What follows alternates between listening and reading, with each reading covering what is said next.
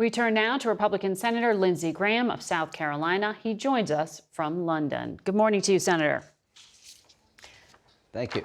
I know you were at those D-Day remembrances earlier in the week, and you met with President Zelensky as well. He has asked for more training for his forces and for that to happen faster and inside of Ukraine. Do you support the U.S. doing that? Yes, I do support us training inside the country. You know, the delay in weapons because of House inaction, we did lose momentum. But from the very beginning, the Biden administration, they did not impose pre-invasion sanctions to deter Putin. They didn't give weapons to Ukraine early on to deter Putin. And now we've got a chance to reset this war that they have the weapons. Here's what he wanted most of all: for us to go after the Russian assets all over the world, take the money from the sovereign wealth funds of Russia and give it to Ukraine. There's $300 billion sitting in Europe from Russian sovereign wealth assets that we should seize and give to Ukraine. We have Russian money in America we should seize. We should make Russia a state sponsor of terrorism under U.S. law. When I suggested that to President Zelensky, he lit up like a Christmas tree. Making Russia a state sponsor of terrorism under U.S. law would be a very big blow to Russia. Right. I don't know that the Biden administration would sign off on that, though. But in terms of what you just mentioned, they won't. with the assets, President Biden did say this morning he had reached an agreement with President Macron of France on the use of profits from those frozen Russian assets to help Ukraine. I know the Europeans haven't wanted to go ahead and seize assets because it would hurt their banks. Yeah. Well, they want to use the interest to help you. Either we're going to help Ukraine or we're not. It's now time to give them the F-16s, let them fly the planes, long-range artillery to hit targets inside of Russia, go after Putin's assets wherever they're at, all over the world, go on the offensive. I think this summer, Ukraine will regain military momentum.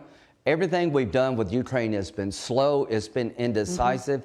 But if we went after the assets that Putin has all over the world, take his money that's stolen from the Russian people and help the victims in Ukraine, I think it would do a lot to end this war. Your Republican colleague, Senator Tommy Tuberville, just this past week said on Steve Bannon's show that Volodymyr Zelensky is a dictator and unconstitutional. And he said this about Vladimir Putin. He doesn't want Ukraine. He doesn't want Europe. He's got enough land of his own. He just wants to make sure that he does not have United States weapons in Ukraine pointing at Moscow. Those echo some Russian talking points, Senator. I wonder if those remarks from your fellow senator represent the GOP. No, it represents him and him alone. If you spend 15 minutes studying Putin and what he wants to recreate the Russian Empire. He's not going to stop in Ukraine. We celebrated the 80th anniversary of D-Day. It was a failure. It was the unnecessary war described by Winston Churchill. We had a dozen chances to stop Hitler. It's not about NATO, it's not about American weapons in Ukraine. It's about a megalomaniac wanting to create the Russian Empire by force of arms. If you don't stop him, there goes Taiwan. So we've been slow as hell of helping Ukraine, but Senator Tuberville's analysis really misses what Putin's all about. He's an outlier, I think, in the Republican Party. I like him personally. But what did Trump do to get the weapons flowing?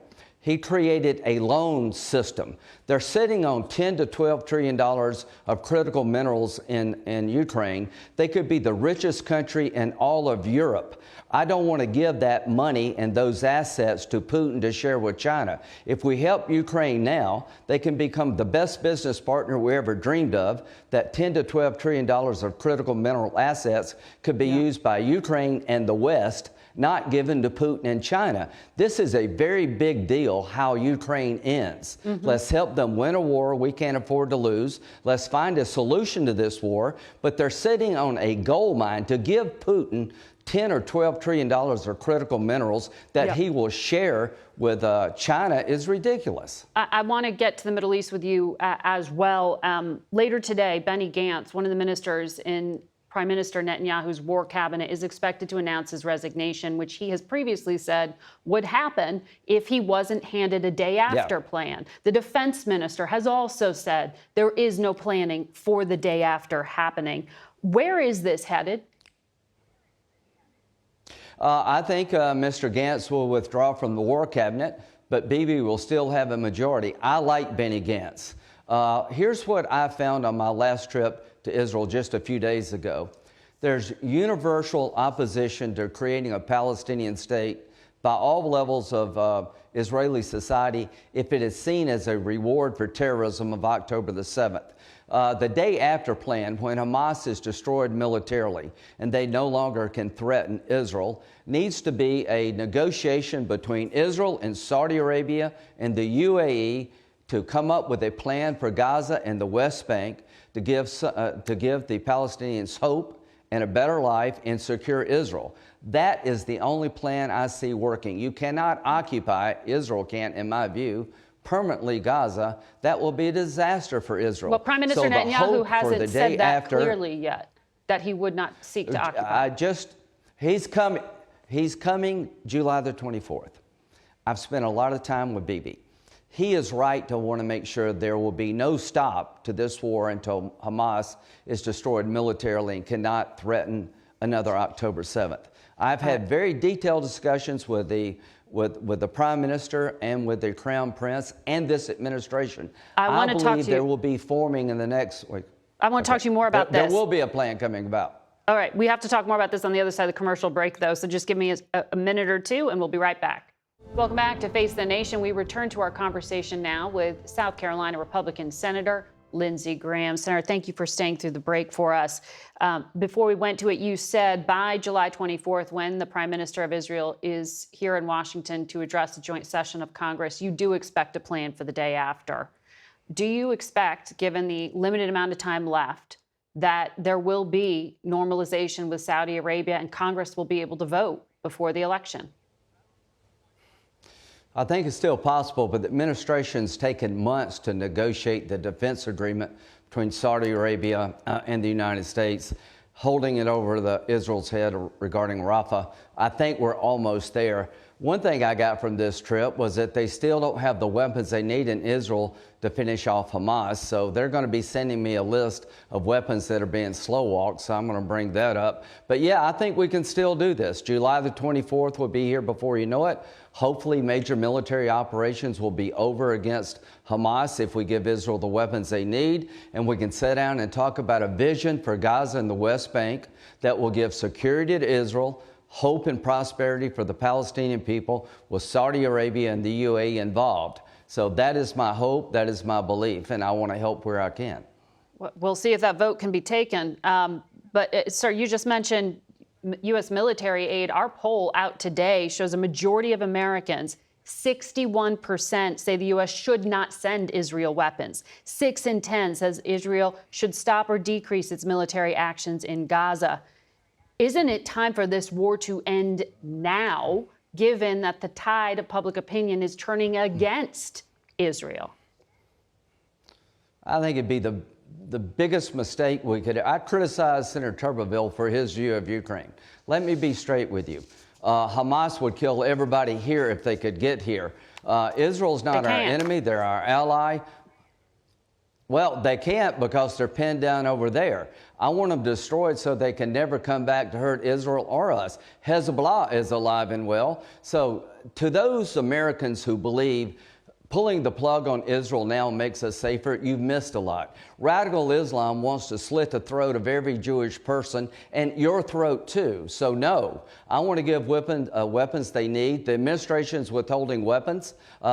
Trump was a great ally of Israel. If he wins this election, he'll have another great ally. I appreciate what President Biden's doing, but it's all been so slow.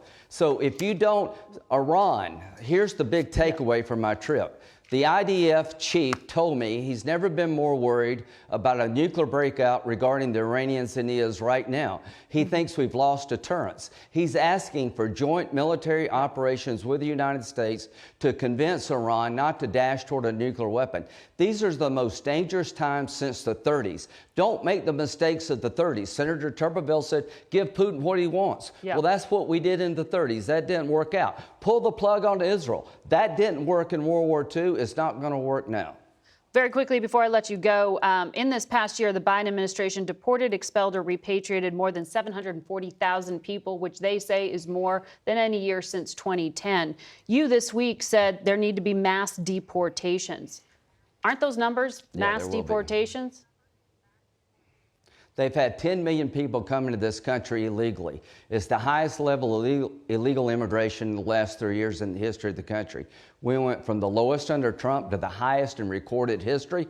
They're never going to stop coming until they see people leaving. On day one, President Trump will deport people here legally by the tens of thousands. Then and only then will this stop, and Biden will never do that. Well, you also know that Congress would have to provide the resources to do that to Immigrations and Customs Enforcement, and they say they don't have the manpower or the money to do any of that. Well, at that scale. If Trump is president, his top priority will seal that border, deport here people illegally. We're living on borrowed time when it comes to another 9/11. If you're looking for somebody to fix a broken border and keep us safe, Donald Trump, I believe, is your best choice. And if you don't believe that after the last 3 years, you're making a big mistake. Senator Graham joining us from London today. Thank you for your time, sir.